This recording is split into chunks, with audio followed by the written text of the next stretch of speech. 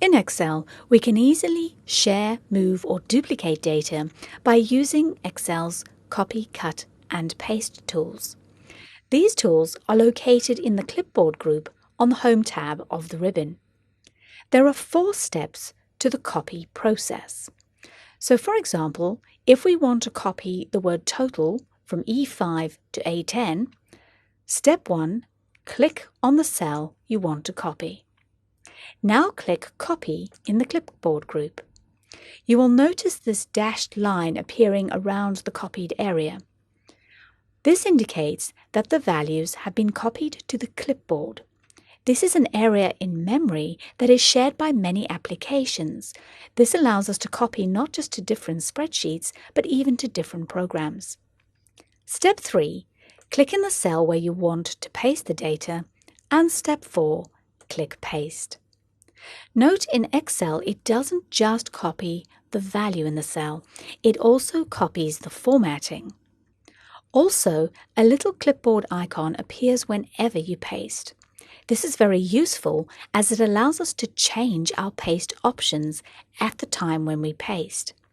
If we click the drop-down, you will see some of the other paste options we could choose from. So for example, if we didn't want the formatting, we could choose to just paste values. This clears any formatting, but be warned, it will also replace any calculations with the results from those calculations. Having pasted, our dashed line does not disappear. This means we can continue to paste the copied area. If you want to remove it, however, just press Escape on your keyboard. Now, often we're going to want to copy more than one cell, and Excel will happily allow you to copy much larger areas as well. So let's select this whole region, and this time we're going to use our right-click option. So right-click anywhere in the selected region and choose Copy. When we come to Paste, we do not need to select multiple cells. Just select the top left cell where you want the paste area to begin, and then we can right-click and just choose the first paste option to get the default options.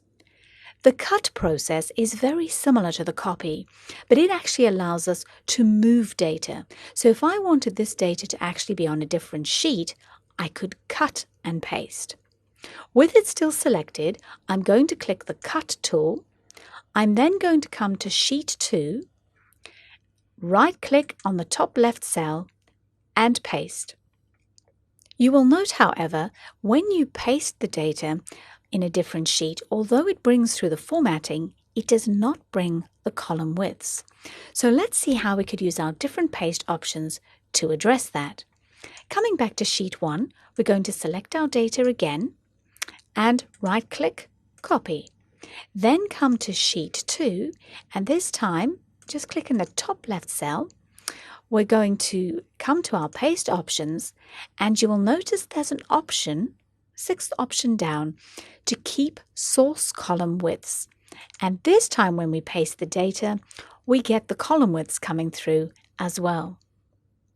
Let's have a look at another really useful paste option. So coming to Sheet 3 this time, come to your paste options, and just next to the column widths there's another one called Transpose.